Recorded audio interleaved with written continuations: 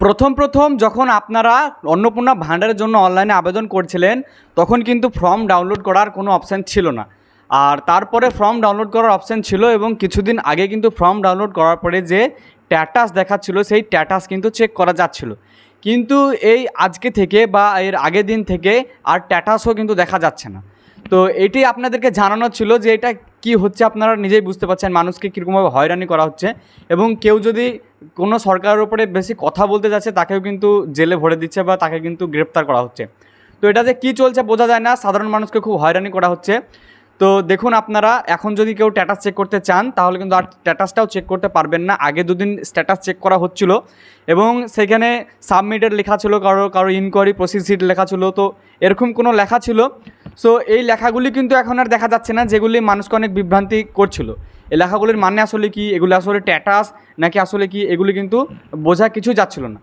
এবং এখন খবর আছে যে জুলাই মাসের 1 তারিখ থেকে অনেকেই টাকা পাবে, যাদের স্ট্যাটাসে অ্যাকসেপ্টেড দেখাচ্ছিল তারাই কিন্তু টাকা পাবে।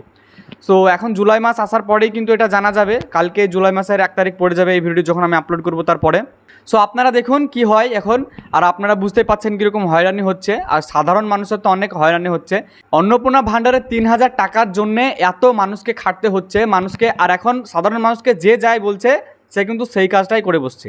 প্রথমে বললো অফলাইনে ফিল আপ করতে হবে, অফলাইনে ফিল আপ করলো এবং তারপরে বললো যারা অফলাইনে ফিল আপ করেছিলেন তাদেরকে আবার অনলাইনে ফিল আপ করতে হবে, তো তারাও সেই আবার অনলাইনে ফিল আপ করলো। এবং এরপরে বলা হচ্ছে যে ভেরিফিকেশন করা হবে। এবং আপনারা বললে বিশ্বাস করবেন না যে বিভিন্ন এলাকায় বিভিন্ন রকমভাবে ভেরিফিকেশন চলছে, কোনো একটা অ্যাকুরেট নিয়ম নেই। কারো এলাকায় আশাকর্মীরা আসছে এবং বাড়ি বাড়ি গিয়ে সেই ডকুমেন্টগুলি ভেরিফাই করছে এবং কারো আবার পঞ্চায়েতে যেতে হচ্ছে, কারো ব্লক অফিসে যেতে হচ্ছে।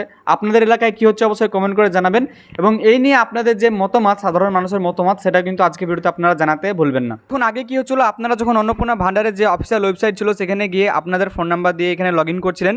তো তারপরে আপনাদের সামনে এরকম যে অ্যাপ্লিকেশন সাবমিটেড এবং application family level data collection ফর্মটি ছিল, সেটির যে অ্যাপ্লিকেশন আইডি সেটি কিন্তু দেখাচ্ছিল। এবং তারপরে নিচের দিকে যখন আপনারা যাচ্ছিলেন দেখুন এখানে লেখা আছে ওকে ডান বা ঠিক আছে, এবং তার পাশে লেখা ছিল ডাউনলোড ফর্ম। এবং এই ডাউনলোড ফর্মে যখন আপনারা ক্লিক করছিলেন তারপরে আপনাদের ফর্মটি ডাউনলোড হচ্ছিল এবং তারপরে ওখানে একটা অ্যাপ্লিকেশন স্ট্যাটাস বলে অপশান ছিল উপরের দিকে।